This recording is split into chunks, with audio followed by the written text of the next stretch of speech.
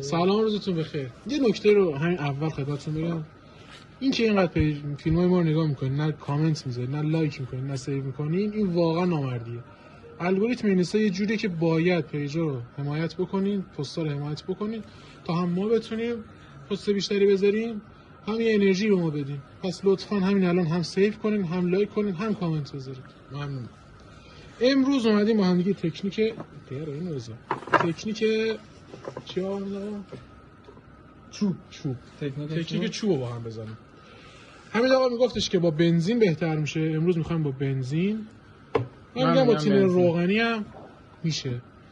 غلیظ هم میخوایم بزنیم. میخوام ببینیم کدوم یکی روی کار بهتر در میاد. بنزین مزیتی که داره ولی زودتر خوش میشه. تین روغنی 2 روز طول میکشه. آره این مزیتش قبوله. خب بفرمایید. نه شما بگید اوکی. خیلی قشنگ میشه. نظر شما چیه؟ خوشگل میشه؟ شاپان می‌خوایم بزنیم. شاپان می‌خوایم بزنیم؟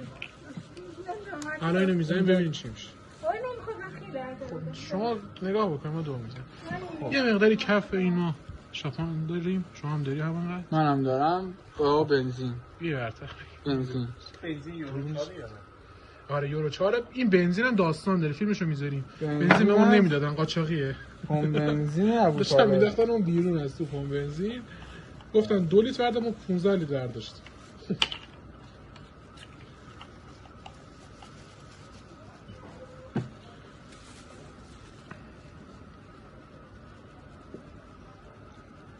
این غلیظیش هم حتی کسایی که میگفتن آقا چقدر غلیظ شه، چقدر رقیق شه، چقدر لذتش چجوری باشه، مثل آب، حالت آبکی باید باشه. خب بریم. غلیظ می‌خواستیم بزنیم. غلیظ هم می‌زنیم. حالا غلیظش هم من نصفشو می‌زنم، نصفشو غلیظ می‌زنم. معجزه چوب رو ببینید.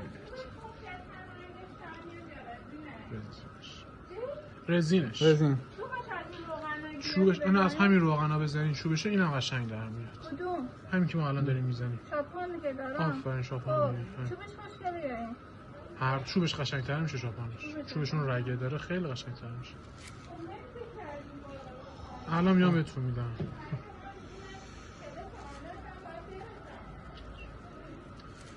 خب من نصفشو زدم. من تقریبا نصفشو زدم. حالا این دستمالا هم داریم دونه 2500 از این آرشه کنار رو میتونید تهیه بکنید. اینجاست که معجزه رخ میده.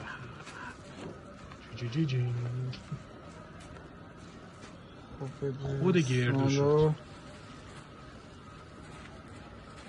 تقریبا هیچ فرقی بنزین و تین روغنی با هم نداره. کنار هم بگی که میاد.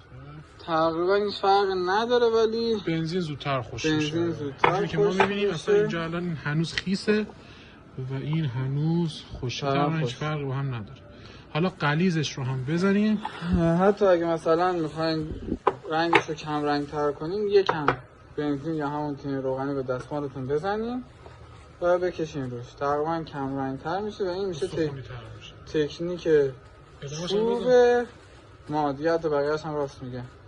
شاپان نمیخواد با هم دستمالش میکشین و میشه اصل گردو. رنگ چوب و تکنیک حالا تکنیک چوبی که میگن.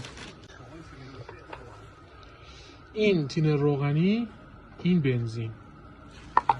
برق تین روغنی بیشتره به نظر ولی هنوز خوش نشده. 3 روز طول میکشه تقریبا خوش بشه ولی بنزین تقریبا خوش شده.